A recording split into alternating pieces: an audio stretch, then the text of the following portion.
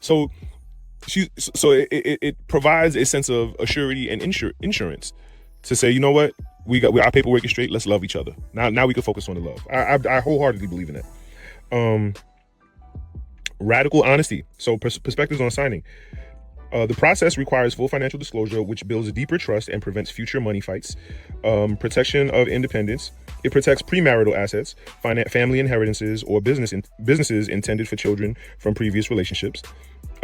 Defining fairness. A well-drafted agreement can actually protect a spouse who sacrifices career growth for family, providing a safety net that standard law might not guarantee. A well-drafted agreement can actually, protect a spouse who sacrifices career growth for family, providing a safety net that, okay. Number 3, the refusal. Let's talk about the refusal now. Refusing to sign. Refusing to sign doesn't automatically mean gold digging. Let's break that down so it forever and consistently be broke. No pun intended, talking about being broke, right? Refusing to sign doesn't automatically mean gold digging. It often stems from valid emotional or cultural roots. That's the thing. You know what I'm saying? A lot of women are encouraged not to sign by their family and friends. This is a thing. It's cultural and traditional. A prenup, what for, right? Romantic idealism. Many view marriage as a total union and feel a backup plan damages the bond. So it's an ideal. It's a figment of their imagination. You know what I'm saying? Right. Fear and coercion. Refusal may be a protective measure if the prenup is presented as an ultimatum or is extremely one-sided. And sometimes, in most cases, it's going to be one-sided. If whoever's presenting you the prenup, whichever spouse is presenting the prenup, is going to want to protect themselves, and so to some degree, it's going to be one-sided.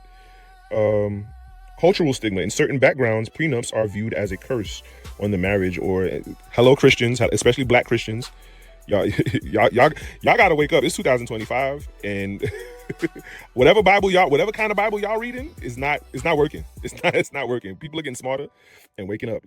A sign, or is viewed as a curse on the marriage or a sign of inherent distrust. Y'all got to get over that. Get out your feelings. So how to evaluate the intent? The document itself matters less than the conversation surrounding it.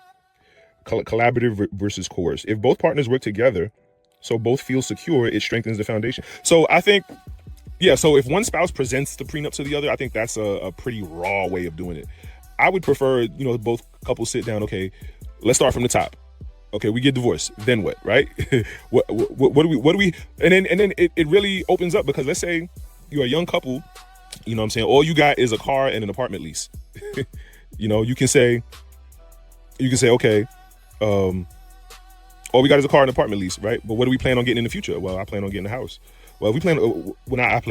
Let's get a house together. Okay, we get a house together. How's that going to get split up if we get divorced, right?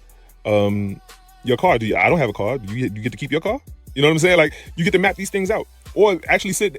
What's even better is sitting down with a lawyer and starting from the top and planning your divorce, and getting the prenup drawn up. I think that's even better.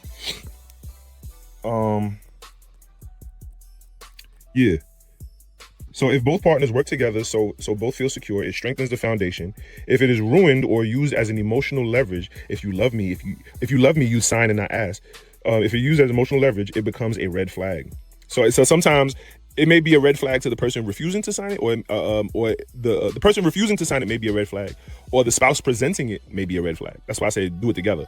The transparency factor. Openly discussing debt, spending, and saving goals typically leads to higher relationship satisfaction, regardless of whether the document is eventually signed. So this is heavy stuff. So let's recap. So the purpose of a prenup is about debt and not just wealth. 1, 2, it protects sweat equity and future income. 3, it replaces the state's default plan with your plan. And 4, it secures family assets and children.